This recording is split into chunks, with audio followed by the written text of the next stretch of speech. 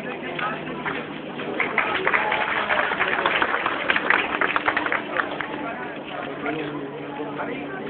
पद्धतीनं आता आपण ताबाचं घडवलेलं आहे आणि आपल्याला हे डॉक्टर बाबासाहेब आंबेडकरांचा आंतरराष्ट्रीय दर्जाचं स्मारक या ठिकाणी बांधायचं आहे. आणि जर सरकारने एकदा कधी जर जागा जरी उपलब्ध करून दिली आपल्याला, तरी आपण आपल्या दानामधून सर्व बौद्ध बांधवांच्या भगिनींच्या दानामधून आपण ही अशी बिल्डिंगची समोर दिसते याच्यापेक्षा दुप्पट बिल्डिंग या ठिकाणी आपण बांधणार आहोत. त्याचं कारण असं आहे, आमच्या माता भगिनी या ठिकाणी येतात, उपासक येतात, त्यांची राहण्याची सोय नाही आहे. भोजनाचे आमचे बौद्ध बांधव करतात, अंगूर ते उघड्या करतायत, शौचालयासाठी नाही का आपले उघड्यावर जातात.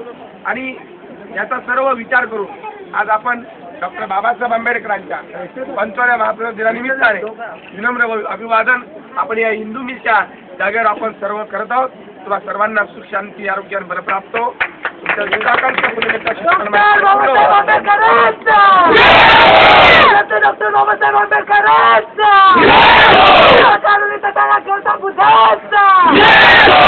आणि सर्व जनतेने डॉक्टर बाबासाहेब आंबेडकरांचे नातू डॉक्टर बाबासाहेब आंबेडकरांच्या घरात आपण जे प्रेम करतो ते प्रेम तुम्ही दाखवलेलं आहे.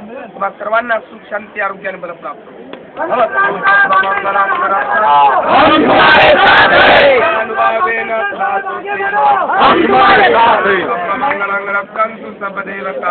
सबधम्मानुभावेन सदा सुते भवन्तु ते भवतु सर्वमङ्गलं रक्षन्तु सर्वदेवता तव संगानुभावेन सदा सुते भवन्तु ते. बोला सर्वांनी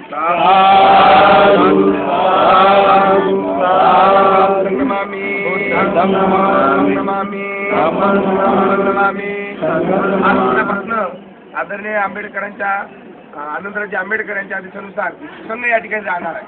म्हणून त्यांची भोजनाची राहण्याची नाही का तर व्यवस्था आपल्या उपासक आणि उपासिकेंनी करायचं आहे. जर कोणाला धम्मदान द्यायचं ते देऊ शकतात, परंतु मात्र या ठिकाणी चैत्यभूमीला जर आला तर हिंदू मिलमध्ये आपलं अवश्य तुम्ही आलं पाहिजे, कारण इथे भिक्षुसंघ राहणार आहे.